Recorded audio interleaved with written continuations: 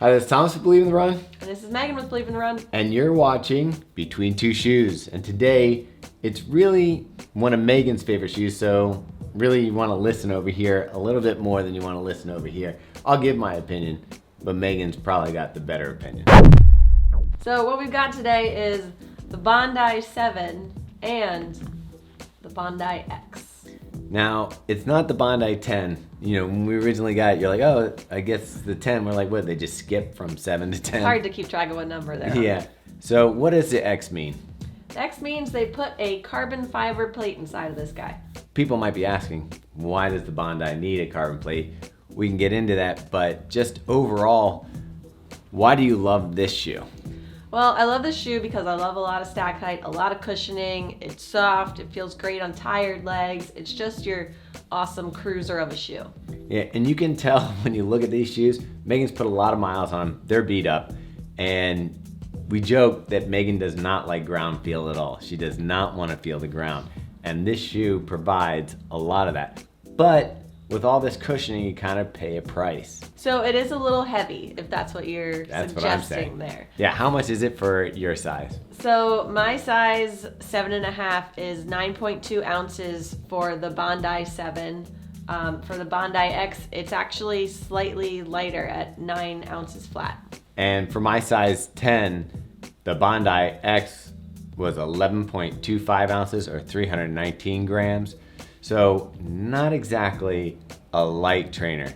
And you might be thinking, well, they put a carbon plate in it. Is it a racer? It's not a racer, so you're still gonna run some nice casual miles in this guy, but I do feel like you could pick up the pace a little.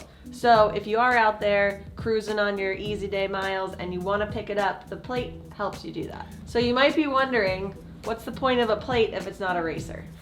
Well, plates do a little bit more than just give you that fast propulsion off your toes. They provide some stability in the shoe, and it gives the shoe a little bit of structure with all this foam, and it gives you that rockered feel, keeps that nice firm feeling going through your stride, so it just doesn't sink in mushy and then take off. It gives you a little more energy return in your stride.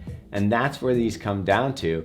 They're gonna continue to make the regular Bondi without the plate, and pretty much the stats are the same. This is a 4mm drop. It's a 33/28 stack height. Yep. So lots of stack, which is kind of crazy because you think of some shoes like Vaporfly or Alphafly, and they have a higher stack, but they don't seem as chonky as this. There is one big difference between these two, and it's the price. Bondi 7 is gonna cost you $150, the Bondi X is $200. If you're doing quick math, that's $50 for the plate. Now, is it worth it, Meg? Here's the thing that I'm gonna say, I think so.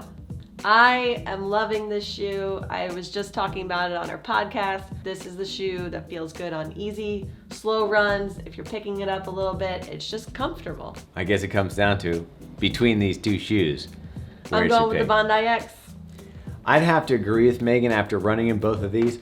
While I can't really pick up the pace too much in the Bondi, I feel like if I had to have a shoe between these two, I'm gonna go with the Bondi X. I don't think I'm as much in love with it as Megan is.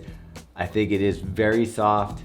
You get a nice cushioning, but I just don't find myself getting that energy return that I like to feel through my stride. So that's it. That's the Bondi X versus the Bondi. And this is the winner. Spend your money wisely.